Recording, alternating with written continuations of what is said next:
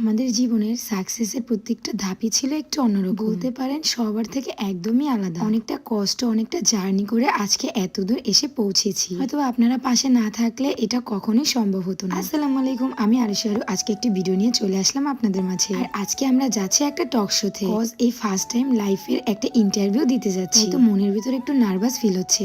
আর আজকে একটা মজার কাহিনী ঘটেছে যেটা আপনারা টক শোতেই দেখতে পারবেন। বরাবর মতো চলে এসেছে আমাদের সেই গন্তব্যস্থানে। বিশ্বাস করেন গাইস, যখনই আমি পাটা মাটিতে ফেলেছি সেই তখন থেকে প্রত্যেকটা সময় আমার মনের ভিতরে হার্টবিট বেড়ে উঠেছে। সবার আগে আমি এটাই ভাবছিলাম আমি কি বলবো আর আমাকে কি প্রশ্ন করা হবে। মনের ভিতরে যেমন একদম গুদরে বসে আছে। বাই দ্য ওয়ে, আজকের আউটফিটে আমাদের দুজনকে কেমন লাগছে সবাই একটু কমেন্টে জানাবেন।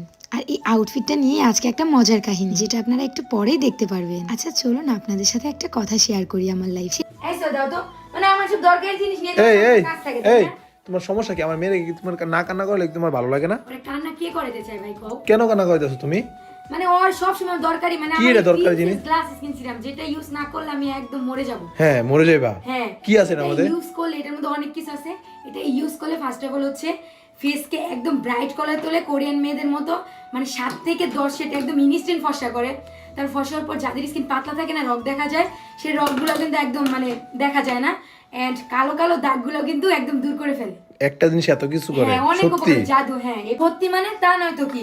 আপুরা, তোমরা শুধুমাত্র আমার কথায় একটি মাত্র সিরাম ইউজ করে দেখো, প্রিন্সেস গ্লাসিং সিরাম, তোমাদের একদম 100% রেজাল্ট পাবা। আর এটার অরিজিনালটা শুধুমাত্র পাবা বিউটিয়াল কালেকশন পেজে। তোমাদের সুবিধার জন্য আমি তাদের পেজ টিকটক আইডি মেনশন করে দেবো, আর তাদের হোয়াটসঅ্যাপ নাম্বারটা হচ্ছে 01642127441।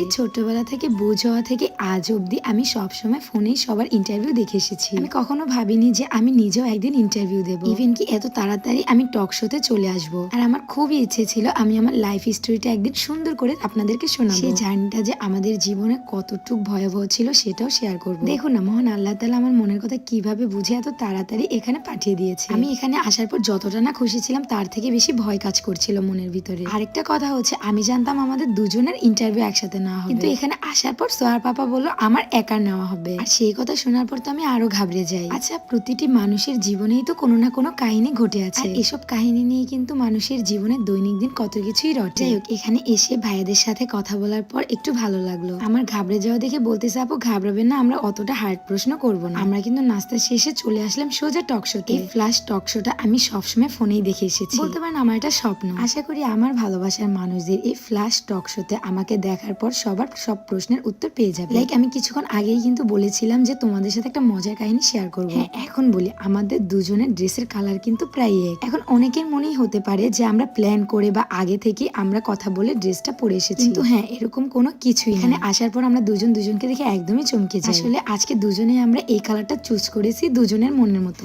আর আপু আমাকে এতটাই হার্ড প্রশ্ন করতেছে যে আমি কি রিপ্লাই করব সেটাই বুঝতেছিলাম। আর হ্যাঁ, এই আপুটাকে কম বেশি আমরা কিন্তু প্ল্যাটফর্মে সবাই চিনি। এক কথায় খুবই ফেমাস পারসন একজন। তার একটি ভালো দিক এবং একটি খারাপ দিক রয়েছে। ফার্স্ট অফ অল ভালো দিক হচ্ছে আপু কিন্তু খুবই মিশুক, সহজে সবার সাথে মিশে যায়। সেকেন্ড তো খারাপ দিক হচ্ছে এত হার্ড প্রশ্ন করে যেটা প্রশ্নের উত্তর দিতে গেলে একদমই হামাগুড়ি খেয়ে যায়। বাট আমি যতটা না নার্ভাস ফিল করছিলাম ততটা ভালো লাগা বেশি কাজ করেছিল এখানে বসে। আমাকে সাহস দেওয়ার জন্য সোয়ার পাপা আমার সামনেই দাঁড়িয়েছিল। আর এই মানুষটাকেই ছাড়া আমার এত দূরে আসা, এতটুক জার্নি করা কখনোই পসিবল ছিল না। আমাদের বিয়ে 4 বছর আগে যখন আমার হাতটি ধরে বলেছিল আমি তোমার পাশে সবসময় থাকবো, এই মানুষটা কিন্তু সেই কথাটা আজও রেখেছে। সবাই দোয়া করবেন আমাদের জন্য, দুজন মিলে আমরা যেন আরো অনেক দূর যেতে পারি। ফার্স্ট অফ অল ভেবেছি আমি হয়তোবা এখানেই আজকে ডেট হয়ে যাব, কিন্তু না, খুব মজার প্রশ্নের আমি খুব মজার উত্তর দিয়েছি। দেখতে হলে এবং জানতে হলে অবশ্যই ফ্ল্যাগ টক শোতে সবাইকে চোখ রাখতে হবে। তো আজকে কিন্তু দেখতে দেখতে চলে আসছি একদমই ভিডিওর শেষ পর্যায়ে। সবাই ভালো থাকবা, সুস্থ থাকবা, আমাদের জন্য দোয়া করবা। আল্লাহ হাফেজ, টাটা।